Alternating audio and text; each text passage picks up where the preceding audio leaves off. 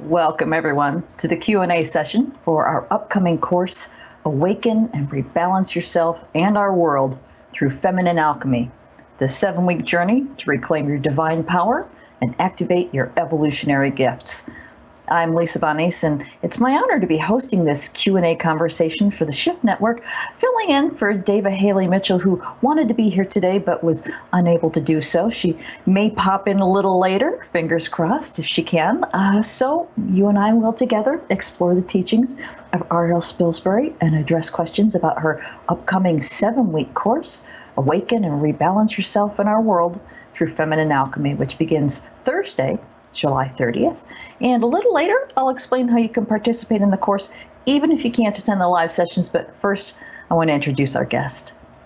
Ariel Spilsbury has devoted her life to the conscious awakening of all beings and has traveled around the globe for more than 30 years to share the wisdom of the Divine Feminine. Founder of the 13 Moon Mystery School and author of the 13 Moon Oracle and Gaia's New Dream Coat, a fairy guide to Gaia's greening. Ariel offers spiritual counseling services and workshops designed with the intention of planetary awakening. She offers initiations into the mysteries of the Divine Feminine, Mayan initiations, divine child workshops, and a sound and light technology called crystal singing. Ariel magnetizes sacred circles of light around the planet to bring people together in divine communion, love, and remembrance. And in just a few minutes, we're going to open up for your questions. But first, I want to welcome Ariel, who's going to begin our time together by leading us in a much-needed centering practice. Welcome, Ariel. It's good to see you today. Thank you. Thank you so much. There is a picture on my screen that says camera. I'm afraid to turn off, but can you all see me without seeing that? Then I'm just good to start if that's the case. Okay, great. All right, well, I would cut to the chase with all of that personally by telling you that I'm a mumbling mystic. That's as simple as it is in all my incredible journeying through different atmospheres and places and times. That's how I would most describe myself. And so I really want to begin our journey today by centering because of the technical kerfluffle and the continuing one. If I can see something that says video centered and the camera, which I'm afraid to click off, but I can't see myself. Is it okay? I can't really totally drop in with that setting. Is it okay for me to click that X or not? Yes? Okay. Yay! Okay. Thank you, beloved. I really appreciate that. So the centering that I need today, that we always need in every moment, as a devotee of the Divine Mother, the Goddess, whatever the Divine Feminine principle is that you hold dear and near, everything begins in silence, begins and ends in silence, and with the breath. So let us begin. Just start getting very comfortable in your chair. And begin with really deep whale breaths. I mean, right down to your sits bone. Really breathe all the way in, just deep, deep breathing.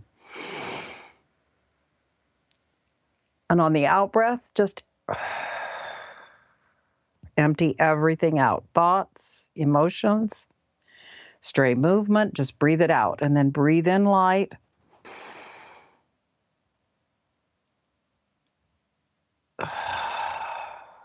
And breathe out into complete emptiness.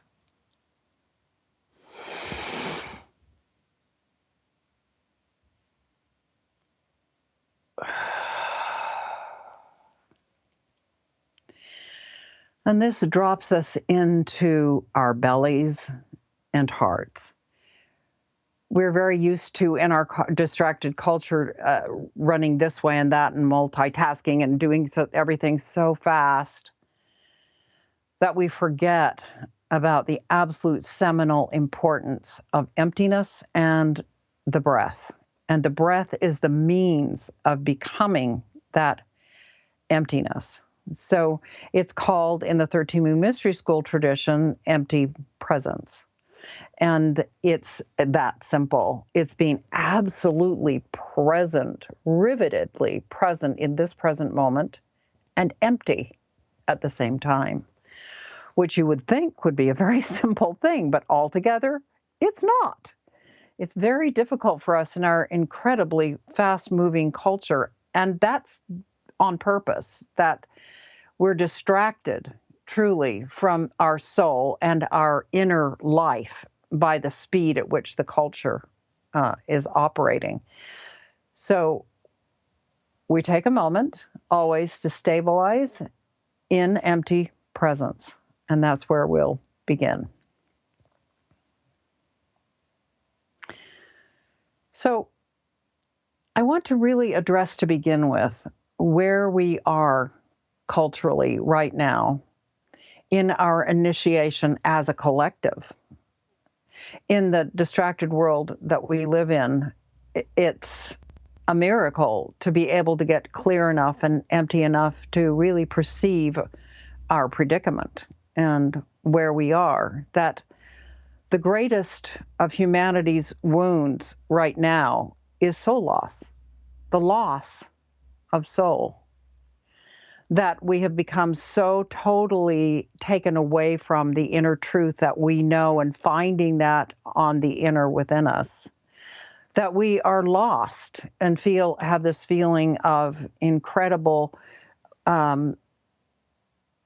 inability really to stabilize, even though we're in a cultural period of time here where we're in the unknown, we can still stabilize in that unknown and not be in the cultural malaise right now of anxiety and fear and depression and all of that that's brought on by this feeling of soul loss.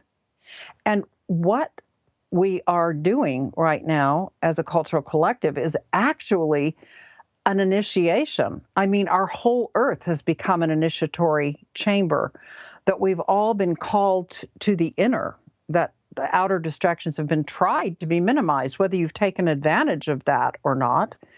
They've been minimized so that we can really start looking inside and asking ourselves what is real for us and where we have gotten off track of our soul journey. What actually is happening beneath all of the appearances of what's going on and in the larger pattern is something called metanoia, or a turnaround that represents a planetary global scale turnaround that represents the awakening of the soul and the healing of whatever the miasms and shadows are about our inner world, where what we need to heal in order to have that clear vision on the inner. So we have an opportunity here in consciousness as a cultural collective that is really powerful and wonderful, that we can have this opportunity. It doesn't feel like it on some days, but if we look at it through the bigger lens of metanoia, we'll see that no matter what the chaos and the confusion and the misinformation and all that malaise that we're navigating through, that there is an end goal of our awakening as a soul, and that we need to awaken to our real predicament as a soul and to remember our innate purpose and soul voice. That is, in a nutshell, where we are culturally right now. It's called in alchemy the dark night of the soul, and it's it's clearly why it's called the dark night of the soul is we're there as a culture, and each of us are having to look at all the shadow pieces that arise in the dark night of the soul and see how we've gotten off track, how we stopped being fulfilled and joyful in what we were doing on a daily basis, really being willing to ask the harder questions, so that we can really revision ourselves in our joy and in our fulfillment in life and serving to bring more beauty and more of the gifts that we came here to bring to uplift the whole cultural collective. So I want us to start with that, because I don't think we can really talk about any other questions until we have a ground here of the profundity of the initiation that we're in right now as a whole cultural collective. It's unprecedented, as you've heard probably a gazillion times now. But if we start reframing it to where it's an absolute opportunity in feminine alchemy to transmute what needs to be transmuted, then you can turn this around and start really being present to every moment and knowing from the inside what needs to be known in the moment. That's the feminine way, and opening to that and offering that in the world. The rest will reveal itself. It will. But that is where we begin and end, really. So that's where I wanted to start, Lisa, and wherever else, because I know there are a lot of people that have questions. I would like to, but before we start, actually, I would like you to really learn the feminine way of asking questions. That is to say, we've been trained by a culture to question, answer, question, answer, question, answer. That is a male linear way of doing business in the world. And we're fish in water. We don't even realize we're doing that because we've been so trained to it. But in the feminine, we stop and feel.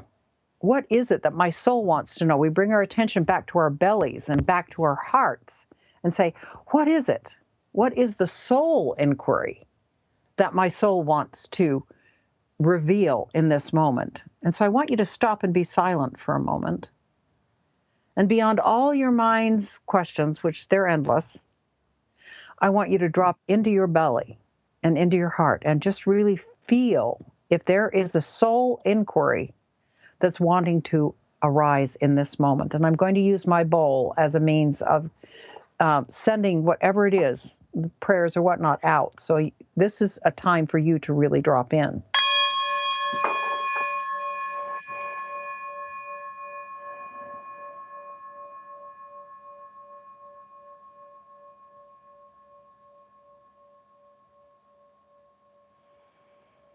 And because of that, everything moves way slower in the goddess, way slower. And we'll get used to that too.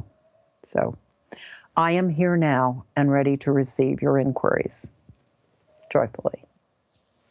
Beautiful. Thank you so much for that. I love having permission to do this in the feminine way instead of the way that it's all supposed to be done. So thank you for that. Let me chill just a bit. And while I'm doing that, I do want to remind everybody that the name of the course is Feminine Alchemy. It begins Thursday, July 30th, and you can sort of follow along with us at the website femininealchemycourse.com to see the full description. And I wanted to ask you something about what you were talking about earlier. I know that I've always felt, growing up, that this is an exciting time to be alive. This is before things, went crazy, where I was just so grateful to be alive at this time because the air is just crackling with change. And I was so excited to be a part of it. And being also born into a very sexist worldview. I was born in the 60s, back when shows like Mad Men were the real thing. So not only were we all very squashed as females or people who identify as feminine, and now we're being called forth to, wake up our magic and be the change, etc. What are your thoughts just on that whole thing? What are my thoughts? Yeah, about just being born at this time in a woman's body. Well, let's just say it this way. There's an Egyptian curse that says, may you be born in an interesting time. And, that is essentially, we are born in such a profound opportunity. This is like being in an Egyptian temple where you had to swim past alligators to get through your fear enough to pass the initiation. Now, I know in some days what I'm feeling like is swimming through alligators. I don't know about you, but I'll tell you what, we are in intense initiation. And the initiation is in life. The whole planet has become the temple, and we're all in initiation in that temple. So yes, we are in interesting times, Maximus. Absolutely. Yeah, yeah. We're all being called to wake up and do the work. Let's talk about these interesting times because they are indeed interesting. I know that you have a view of the larger mythic patterns that are unfolding with the current racial crisis, the economy, the political tensions, etc. It's just things are going a little crazy right now. So how do you, in your view, how does feminine alchemy actually, what are we being called to do? hmm Um, Basically, the feminine is all about embodiment. It's not about intellectual concepts or abstract thoughts about anything. It's embodied wisdom. And so it's embodied, what I call feminine alchemy is embodied transmutation. The intention of alchemy is to transmute not only our personal shadow, which alchemy calls nigredo, but to really clear our own personal shadow because that affects the collective mind field, but also to look at what the cultural collective shadow that is clearly arising in spades for all these different things that you named that are going to continue to arise. And instead of seeing it as a bummer, to really say, okay, I need to wake up. I need to show up and really be transmuting these things that are arising right now in personal things and in cultural collective things, to be in both the inward place and the outward service as you're able to be. But definitely, feminine alchemy is about embodiment, not about, concepts or somewhere out there, but really about embodied experience. That really characterizes it, I think. Yeah, yeah. I sort of got a hint of that. The conversation that you had with Stephen previous to this one, Stephen Dinan, where you had your spray, your grater, where you were making your own feminine alchemy by having a playful spirit and creating change by shifting your vibe in that way. And I know we all have our own unique way of doing that, sort of a heroine's journey. If if we haven't yet come to, I guess, understand our own playful ways of being that, what are some helpful ways for people to identify where does their power lie? Ooh, interesting. Juicy question. Let me drop in.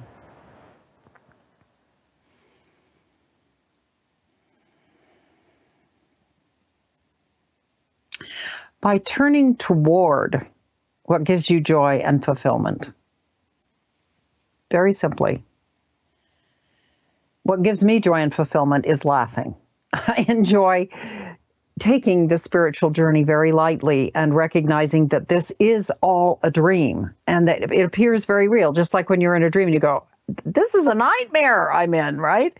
Well, in a way, it is right now. We've dreamed up a nightmare, and here we are in this process of dreaming a new dream together. And so if you continue to move toward what gives you joy, toward what gives you fulfillment, really genuine, deep fulfillment, then you're doing your part of that collective alchemy and you're stepping more further into your power.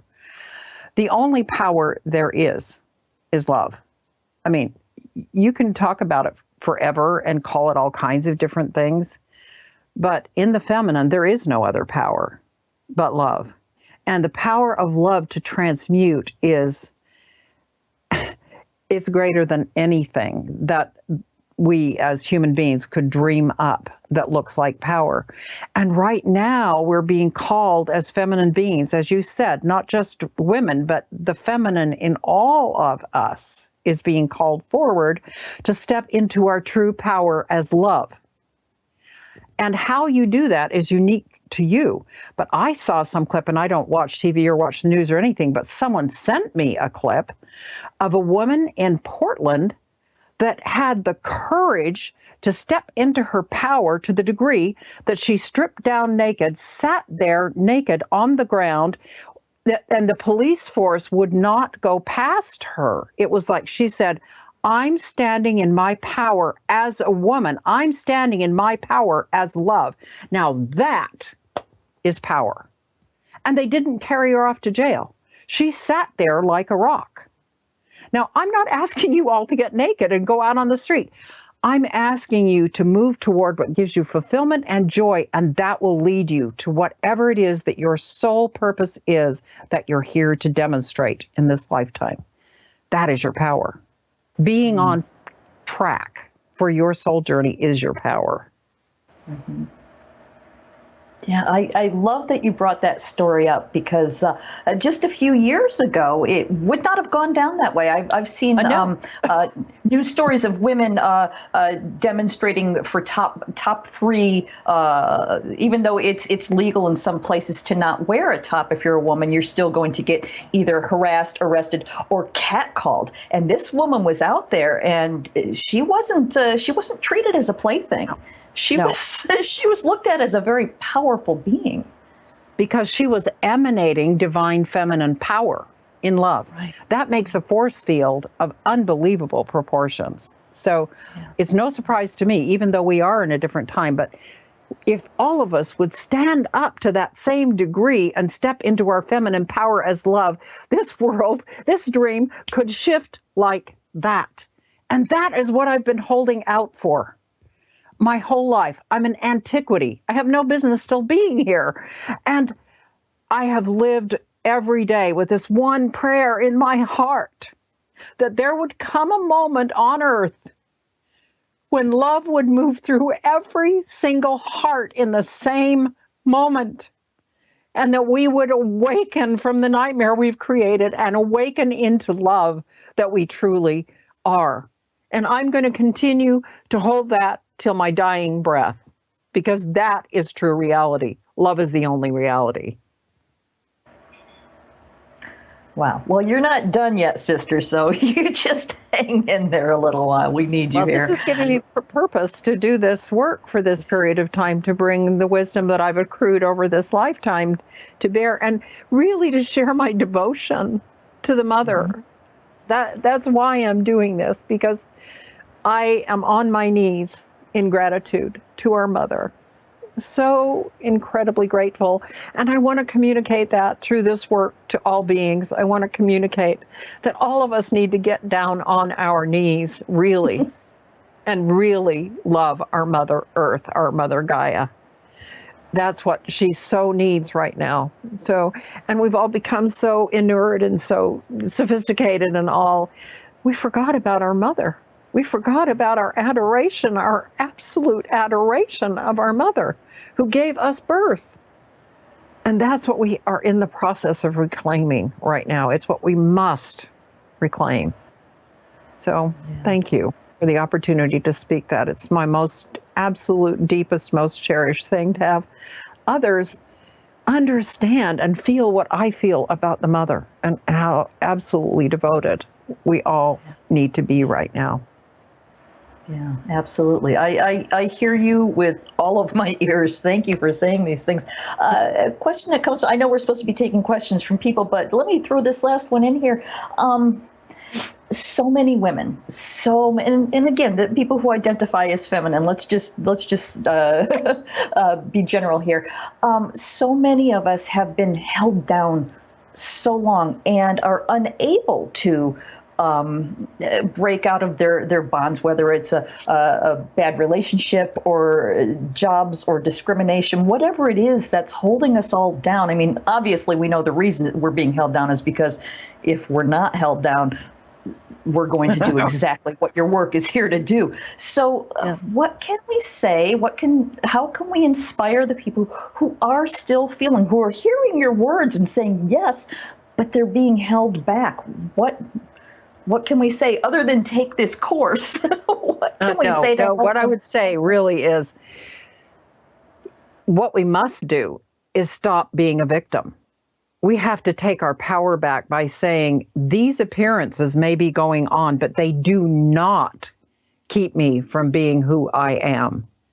And I know, believe me, all of our circumstances are very different. Some people are ill, some people are in circumstances of unbelievable difficulty.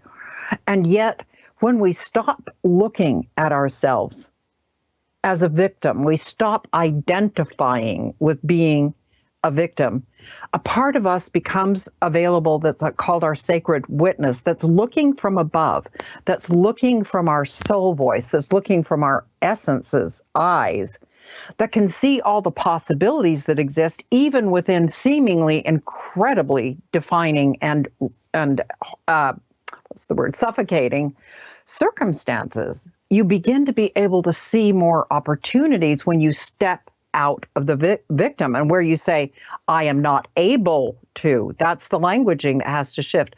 Our whole language is riddled with the kind of dualistic and dualizing language, like I am unable to do this, rather than saying, I am able to do this. It may be difficult. It may seem impossible. But Harriet Tubman or other people who were under unbelievable circumstances said, I am not a victim. I am able to make a difference, and I'm going to make that difference. That's a seminal difference. And it will start to bring a very different outpicturing, because we are literally living in the hall of mirrors on Earth. We're going to see outside of us projected what's on the inside of us. So if we feel like we're a victim, we're going to bring circumstances into our life that make us feel victimized. That is the nature of reality. Now, I'm not saying there aren't horrific experiences that people are. That's not what I'm saying. I want you to hear my heart, that all I'm saying is that when you step out of identifying with whatever that is that's seemingly holding you in the position of victim, you free yourself, and all of a sudden all sorts of new opportunities seem to just show up out of nowhere, because you've changed on the inside. Now that's hard to grok, I understand, but that's the seminal part of the work in the goddess, of the work of the divine feminine, to recognize that we all are at choice, that freedom is nothing more than recognizing that you are at choice, even though you don't think you are, that you claim, I am at choice. And that begins this cascade of all sorts of different appearances showing up than what you were dealing with.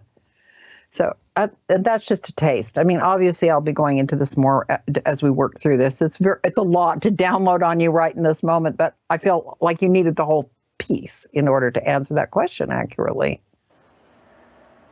All right, beautiful. Thank you. All it takes is that first step. For those of you who are just joining us, we're in the middle of a fascinating conversation with Ariel Spilsbury, learning about her upcoming course, Awaken and Rebalance Yourself and Our World Through Feminine Alchemy, which begins Thursday, July 30th, and you can log on to femininealchemycourse.com for all the details and to register. So, Ariel, I'm going to stop hogging you. We do have people who want to ask you questions. So let's start with a pretty basic one for people who are new to the kind of thing that you're talking about. Can you define what is feminine alchemy specifically? Well, I think I just did before, which I think it's the best definition. It's super simple. It's embodied alchemy. And alchemy is nothing but the raising of vibration. It's embodied transmutation. The whole purpose of alchemy is to raise your vibration. And so as you work with the lead, that is your shadow, the nigredo, you lift in vibration. The more you live in love, the more you live in compassion, you lift your vibration. So the whole point of alchemy is to assist you in that transmutational process. What you do with alchemy is you have the container, like you'll see in an alchemist's laboratory. There'll be the container with the fire bubbling underneath it. But in this case, you are the alchemical container, and the group that is working together forms the larger alchemical container for the thing that you want to transmute to have the energy to change. Really a powerful boost. It's a booster rocket of energy to alchemically shift things because you have more energy applied to it. There's a bigger fire underneath that retort, underneath that container. And finally, you have extra energy coming into the field, and that's the turning up of the fire. And that's what's happening right now alchemically on Earth. Woo-hoo, we're really turning up the fire here, folks. If you thought you could avoid looking at your shadow, you could just hide these things in the laundry hamper, guess what? No go. So the fire has definitely been turned up. And when we're in this course together, the fire will be turned up, and it will be turned up by love. Love is what is turning up that fire. It may not feel comfortable to drop the shadows that you so comfortably sat in for your whole life and decided you were worthless or didn't have anything to contribute or whatever you've made yourself believe. But in this alchemical container, our intention is for you to burn through those things, to have the extra energy of the whole group container and divine light, which is what my gift is what Mother moves through me. It's just a hell of a lot of energy. Some people say when they even hear these kinds of ego mind things that they start shaking and start feeling just a bolt or a feeling of tingling and all sorts of things. I don't claim it. It's not mine. I'm not doing it, but it's moving through me. And that is the extra energy that goes into the alchemical container that we'll be holding for 7 weeks to assist you in truly becoming the full radiance of who you are as a soul essence. That's the net of it. That's what alchemy and this kind of feminine alchemy is really about. Does that answer your question? Yeah, I think it does. Thank you. It leads to a different question that we've got people sending in their questions who are, you're talking about self-love and pulling yourself out of these situations by taking care of yourself. But these people are saying, how can I feel love if I'm being abused and betrayed? Someone here is saying, as a Black woman with so much unfolding in our community, how do we love what's around us when we're so angry at what people are doing to us? And I'm using finger quotes deliberately there. Right. It's very difficult for me to even answer this because I understand where you're coming from with it. But for you to know that there are choices, that you are not necessarily absolutely stuck in the situation that you are perceiving that you're stuck in. And believe me, I know when you've got children and you've got a life and you're trying to make things work, that you feel like you don't have a choice. But the thing is, you change from the inside out when you stop feeling like something in one way, like you are, like there's something wrong with you, or that there's a reason why you're being abused, or any of that stuff. That if you start shifting on the inside, your outer reflections begin to change naturally. So, but there's really no way I can talk about this because it doesn't make sense to the mind. All it sounds like is I'm just avoiding the whole situation because I don't live in a situation like that. That's not real. That is not my true reality. I want you to hear me say that embodied alchemy is about shifting yourself on the inside. It's not about your outer circumstances, but that as you shift yourself on the inside, somehow miraculously in this Hall of Mirrors curriculum we live in, things begin to shift on the outer. And I can't tell you how that happens. There's no mental path for that. I can just tell you that it does. And I've been with thousands and thousands of beings who will attest to the fact that miraculously things just seem to change.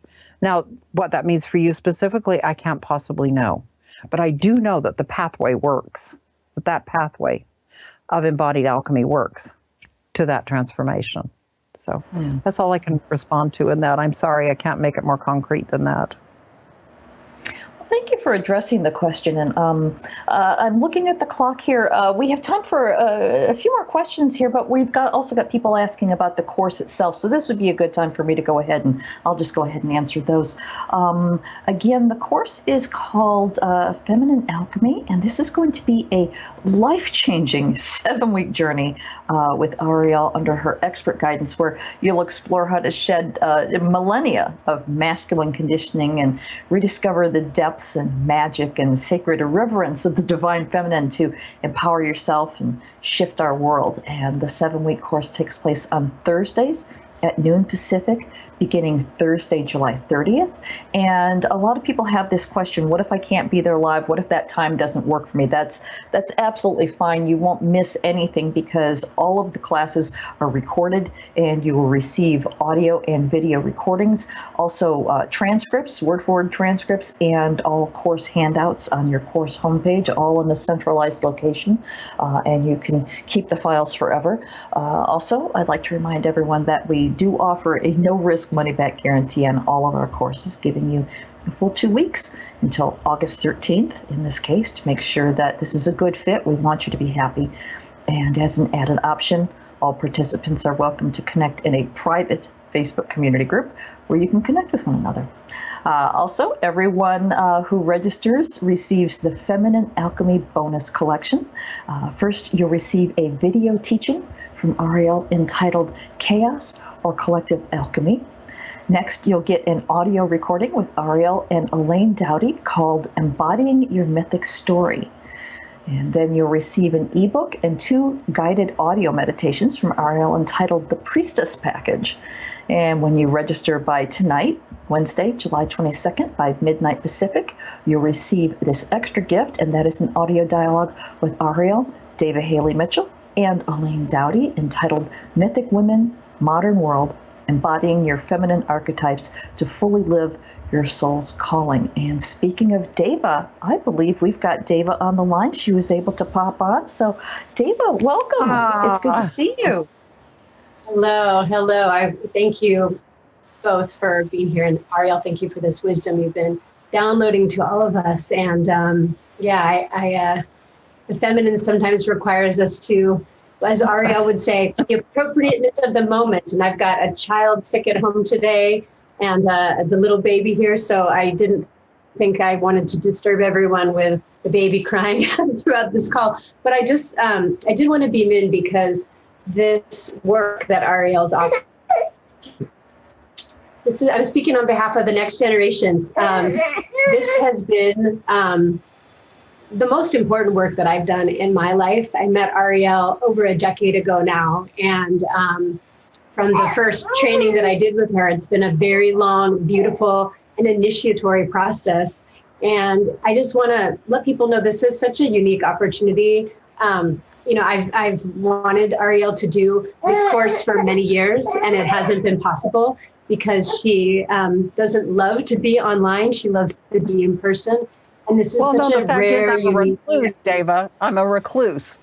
I was trying to not reveal that piece of your reality. Okay. But okay. Yeah. So, but I can just say, my own life, my own work has deeply, deeply shifted from the work I've done with Ariel and the archetypal work, what really this course is the advanced work, even beyond and including the archetypal work. As Ariel says, you dive into this work and the ripples in your own life and the way that your life begins to open and shift and transmute and transform. I feel like I don't really have a lot of resemblance to the person that I was more than 10 years ago. And the layers of pain and the wounds that I was carrying, some of which from this lifetime, but many probably lineage wounds have really shifted and cleared. And I feel like my life is just totally transformed. And I'm very grateful to you, Ariel. And I'm grateful for this opportunity for so many people to experience you. And I just really want to encourage people, don't even, if you're playing the call, I would run, don't walk. This is a very rare opportunity. Hey, you. She really wants to be involved here. So what do you have to say about Ariel? Ariel is not only a mystic, but she is also a fairy godmother. So you will probably be initiated here, but you will also, your own magical child will have an opportunity to play and laugh and have some levity, tea with the magical wise woman is always divine. So I just wanted to say that, and thank you for letting little Phoenix be here too, because I'm now watching her while our daughter is at the doctor. Yay. Well, we So that's what I bless wanted you to with all of you, with well-being and health, all of you. So we all send our alchemical blessings to you right now that she come to center and feel very, I know it's Sienna that's ill, but that she feel better right away. Yeah. Thank you for that, Deva. I really agree that, I mean, I'm an antiquity, as I said earlier. I'm 75 years old. This is going to be the last thing that I do like this. I'm sure of it, because of my age and my commitment to being a temple hermit priestess of my vertical alignment with the divine as I enter into this last stage of my life is very important to me. So thank you for the opportunity, you and Stephen, Dave. I appreciate it. And encouraging me to step out of my hermitage. Oh, thank you. All right. Thank you, Deva, for popping on and sharing your beautiful baby with us. Ariel, I was going to ask you, because I ask everybody, I do these Q&As with, what are you most looking forward to sharing? But you've already talked about that, but I just love hearing, we've been waiting for you and for women like you. I guess maybe I would just like to be able to say that instead of asking you, what are you looking forward to sharing? I want to thank you for stepping up and for coming out of your recluse shell and playing this role. So thank you. Thank you so much for that. It's my joy. And as I'm watching the world wake up in soul remembrance of who you are, each one, and what gifts you're carrying, I am so in joy, because I know, despite all the appearances we're looking at right now, that love will prevail. I know that in my heart. I absolutely know that. So I just am excited to have an opportunity to be with you and activate whatever your gifts are and help you heal and transmute whatever your shadows are, so that you can really enjoy being here in this absolute paradise that Mother creates for us every day of the world. We're so fortunate. No matter what our circumstances, there's always a beautiful little dandelion, or there's a beautiful little ray of light coming down through that looks so beautiful on the flower you're looking at. Mother always makes beauty, and that is beauty and subtlety and love are the absolute hallmarks of the divine feminine, and that's what we're going to be really enhancing. Our intention to really be love here. That's the full intention of the work. Right. Thank you. I see that we've got a lot of questions coming in, but they all seem to have the same theme. And I've already asked you this question, but because this is what people keep asking, apparently so many of us are stuck. Here's one that says, what do you do if you're stuck feeling a victim or a depression and you don't feel like you have a choice? So I wouldn't be surprised if this is a really common theme with the people who take the course. Yeah, no, I totally concur, and I can speak further about it to this degree. That empty presence is the axis mundi of the 13 Moon Mystery School and this spiritual practice, for absolutely sure. And the answer to that is, how can I get unstuck? How can I unstick myself from this morass that I find myself in? It's going to sound ridiculous. You need to get more empty. You're going to be in the process of surrender, which is the process of the goddess, rather than trying to fix things, change things, make things happen. That's the male model. It's more surrender, and more surrender to emptiness. Now, in the Western model that we live in, meditation is a male process that's been forced on all of us, whether we're male or female. And yes, it has its value. I'm not discrediting that. But what has been lost is empty presence meditation, which is open-eyed meditation. And that can be enacted just simply if you're willing to really do it as a practice. I mean, you can't learn how to meditate with 3 shots at it. You can't. So if you're willing to stick with the practice of open-eyed meditation, and that is to say, sit in front of a mirror 3 or 4 feet away from you and look into your own eyes in emptiness, Release any thoughts that come, release any stray emotions that come, release everything and become absolutely uber present and empty. And you will see and feel something will arise that will give you the answer that you're looking for in the mind that you'll never find. How do I get myself unstuck? How do I do this? No, it won't come that way. In the feminine, it will arise from your belly. It will arise from your heart. And you'll say, oh, that's it. You'll see an image that maybe doesn't make sense at first, but it will come from inside of you rather than down from your mind. It arises from the belly and heart. And it may not happen the first time you sit in empty presence with yourself.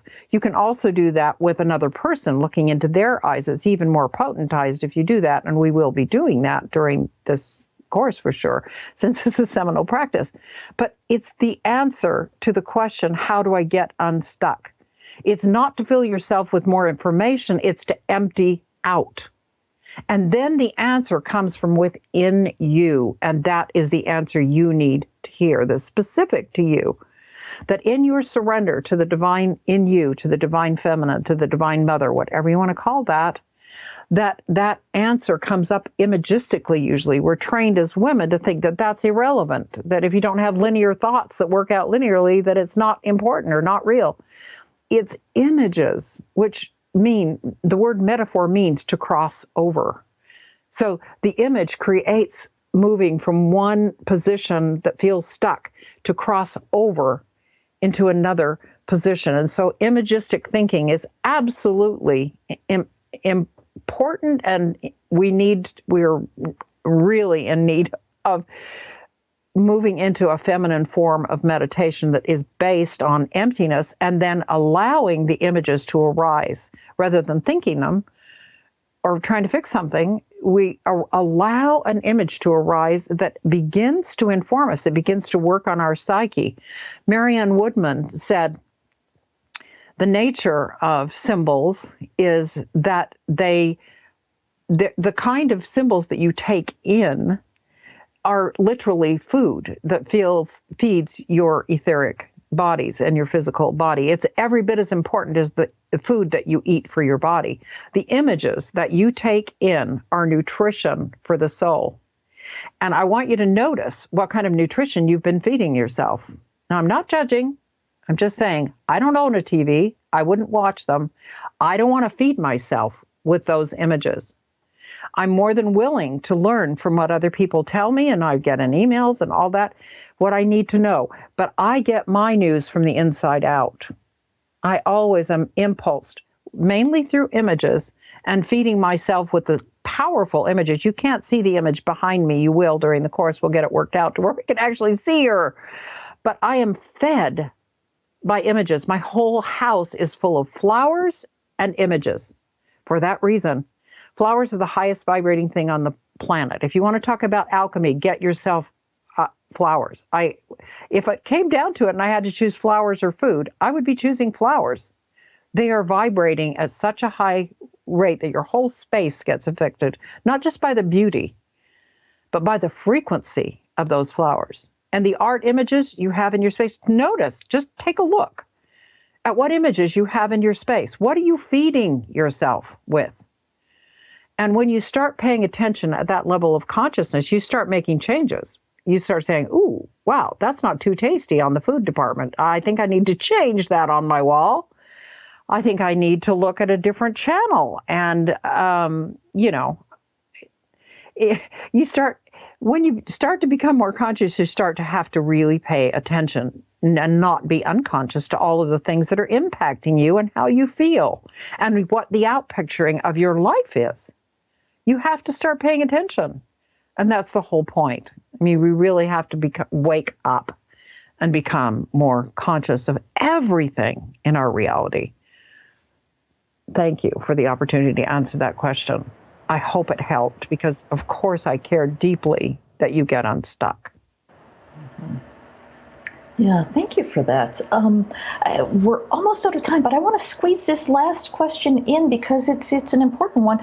Regarding what you were just saying, we've got someone asking, how can you do shadow work on things that you can't remember? is that even necessary in this type It's of work? the same answer, exactly the same answer, empty presence. You may not consciously remember something, but if you'll get empty enough, the images of whatever that was start arising. This is all of the personal session work I do. It's simply getting empty with each other, and all of a sudden these images start tumbling out that were from abuse, from a past lifetime, from this and that you haven't been able to, quote, remember, just start coming out of the emptiness. But it does require that you're actually empty. You can't think you're empty. You have to really be empty to have that level of access. So, as I said, empty presence is a practice. You can't do it once or twice or three times and think that you're accessing the depth of what empty presence is. But if you do it, you'll see that you can see some things and remember things that you never would have remembered if you just get empty enough. Same answer, but I'm really glad to have specifically responded to that. All right, thank you for that. Wow, the time has just gone so fast. This has been such an amazing conversation, such a wonderful hour. I want to thank our viewers for being with us today and for all of your wonderful questions. Once again, Awaken and Rebalance Yourself and Our World Through Feminine Alchemy begins Thursday, July 30th. And again, you can visit femininealchemycourse.com to learn more and to register. And Ariel, I've asked you so many questions and you've shared so many wonderful words. Do you have any final words, or are we complete? I think I would really like to share my absolutely favorite short poem as a completion with you. Heart knowing is the way. Free from judgment, spirit flows through. Who can tell me how? How will I know? How can I be sure? Unending questions of mind's play. But the breath is real. And knowing, feelings explode when knowing is from the heart. Where words may confuse, love fuses. Infinity loop of trust beyond authority leaps us beyond thought into the now, where heart knowing is all that is.